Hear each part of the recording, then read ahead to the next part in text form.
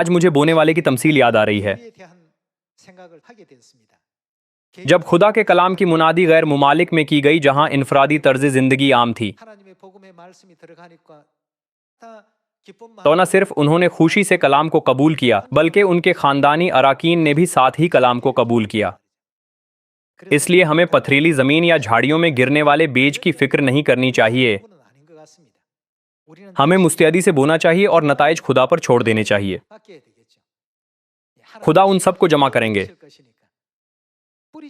اگر ہم نہیں بوتے تو کیا اچھی زمین پر گرنے والے بیج اپنا موقع گنوا نہیں دیتے؟ ہمیں ایمان کے ساتھ خوشخبری کا کام انجام دینا چاہیے کہ اچھی زمین میں بہت زیادہ بیج گرتے ہیں۔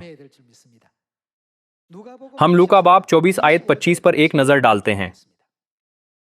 لوکا باب 24 آیت 25 میں یہ لکھا ہے کہ اس نے ان سے کہا، اے نادانو اور نبیوں کی سب باتوں کے ماننے میں سست اعتقادو۔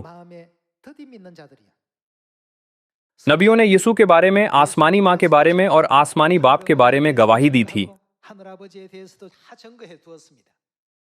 تاہم چونکہ یہ حصہ مسیح کے بارے میں بیان کر رہا ہے تو ہم اسے اسی تک محدود کرتے ہیں۔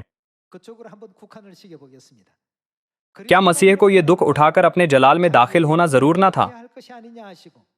پھر موسیٰ سے اور سب نبیوں سے شروع کر کے سب نوشتوں میں جتنی باتیں اس کے حق میں لکھی ہوئی ہیں وہ ان کو سمجھا دیں۔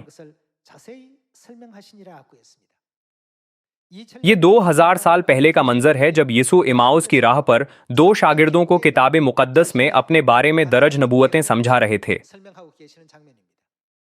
یسوع نے اپنے بارے میں تفصیل سے بیان کیا تھا، تاہم کیا کتاب مقدس نے ان لوگوں کے بارے میں بھی تفصیل سے درج نہیں کیا جو اس کی منادی کرتے ہیں؟ ہمیں یہ جاننے کی ضرورت ہے کہ خدا باپ کے بارے میں اور خدا ماں کے بارے میں کیا لکھا ہے اور آخری دنوں کے مقدسین کے بارے میں یہ کس طرح تفصیل سے درج کرتی ہے۔ خدا کہاں ابتدا سے انجام کے بارے میں اعلان کرتے اور کہتے ہیں کہ خوشخبری کے ساتھ آخری دنوں میں کیا ہوگا؟ یہ کتاب مقدس میں لکھا ہے۔ یہ لکھا ہے، سب نوشتوں میں جتنی باتیں اس کے حق میں لکھی ہوئی ہیں۔ دوسرے لفظوں میں یہ خدا کی طرف اشارہ کرتی ہے۔ کتاب مقدس میں ان لوگوں کے بارے میں بھی اندراج ہے جو خدا کی منادی کرتے ہیں۔ یہ لکھا ہے کہ سب نوشتوں میں جتنی باتیں اس کے حق میں لکھی ہوئی ہیں وہ ان کو سمجھا دیں۔ ہم متی باب 24 آیت 3 پر ایک نظر ڈالتے ہیں۔ اور جب وہ زیتون کے پہاڑ پر بیٹھا تھا، اس کے شاگردوں نے الگ اس کے پاس آ کر کہا، ہم کو بتا کہ یہ باتیں کب ہوں گی اور تیرے آنے اور دنیا کے آخر ہونے کا نشان کیا ہوگا؟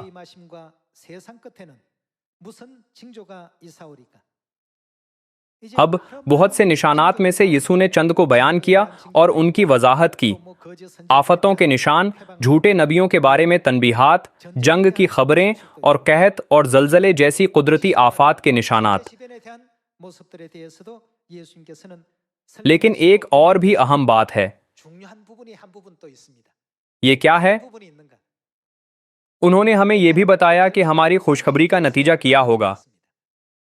آیت 12 سے دیکھتے ہیں، اور بے دینی کے بڑھ جانے سے بہتیروں کی محبت ٹھنڈی پڑ جائے گی، مگر جو آخر تک برداشت کرے گا وہ نجات پائے گا۔ اور بادشاہی کی اس خوشخبری کی کیا ہوگا؟ منادی تمام دنیا میں ہوگی تاکہ سب قوموں کے لیے گواہی ہو، تب خاتمہ ہوگا۔ خدا نے کیا کہا کہ یہ کب ہوگا؟ اور بادشاہی کی اس خوشخبری کی منادی تمام دنیا میں ہوگی تاکہ سب قوموں کے لیے گواہی ہو، تب خاتمہ ہوگا۔ دنیا کے آخر میں خدا نے ہمیں آگاہ کیا کہ یہ بھی ایک نشان ہے۔ تو پھر اگر آج بونے والے نہ ہوں تو کون ساری دنیا میں بادشاہی کی خوشخبری کی منادی کرے گا؟ بے شک خدا خوشخبری پھیلانے پر قادر ہیں چاہے لوگ نہ بھی ہوں، تاہم انہوں نے ہمیں لائق پاتے ہوئے چنا ہے۔ کس کے الفاظ اور تعلیمات کہتی ہیں کہ تمام دنیا میں اس کی منادی ہوگی؟ خدائے خالق جنہوں نے آسمان و زمین اور ان میں موجود ہر چیز کو پیدا کیا نے اپنے شاگردوں کو یہ تعلیمات دی تھیں۔